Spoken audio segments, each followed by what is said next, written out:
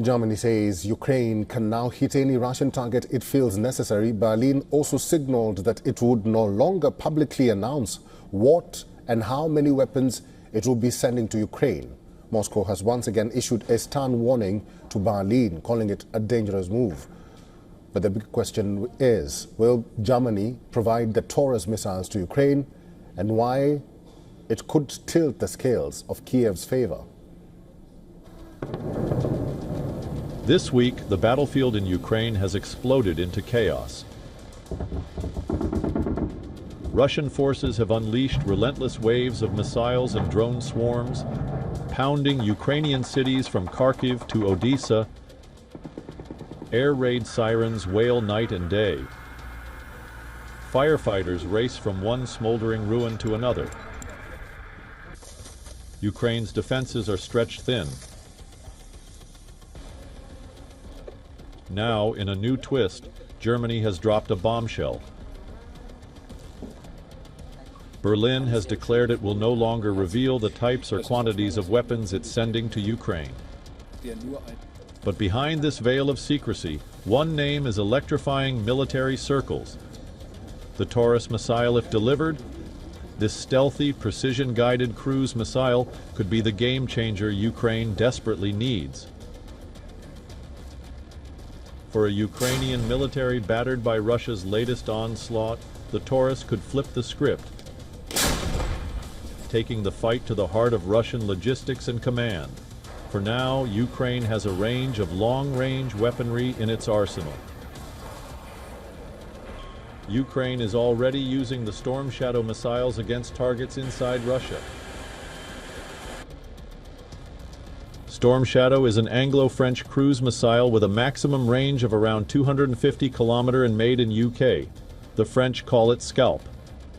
The American Army Tactical Missile System, or ATACMS, are US-made tactical, ballistic missile with a range of up to 300 kilometers. It is known for its accuracy and speed, reaching up to Mach 3. Then there is Neptune missile, a homegrown Ukrainian missile, initially designed as an anti-ship weapon. It was later modified to strike land targets, including military infrastructure and air defense systems. Now, Taurus, which has an extended range of 500 km, can substantially increase the strike range of Ukrainian military. It can penetrate through dense air defense systems and destroy the hardened bunkers on ground. Until now, Germany under Olaf Scholz refused to hand over Taurus, fearing escalation. But Friedrich Merz has long criticized that caution. While Merz hasn't confirmed the delivery yet, his new policy of secrecy signals a shift from hesitation to resolve. Moscow is furious and has warned Berlin, pointing towards its changing stance. Yesterday he made such a pretentious statement that from now on and forever there will be no range restrictions on strikes.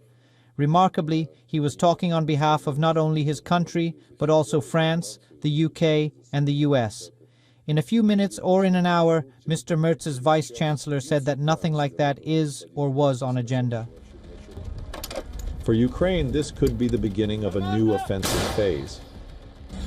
For Russia, it could mean war reaches deeper into territory it thought untouchable. We earlier spoke to Lieutenant General Ben, who's a retired ex-commanding general and NATO senior mentor for logistics, and this is what he told us. First of all, we have been providing weapons to Ukraine for more than 3 years, actually going back to the first Trump administration when we provided Javelin to the Ukrainians. So this is not something new. And the Russians continuously threatening anybody that does something to help Ukraine, somehow creating this narrative that the Russians are the victims here, of course, is typical Russian nonsense and a false narrative.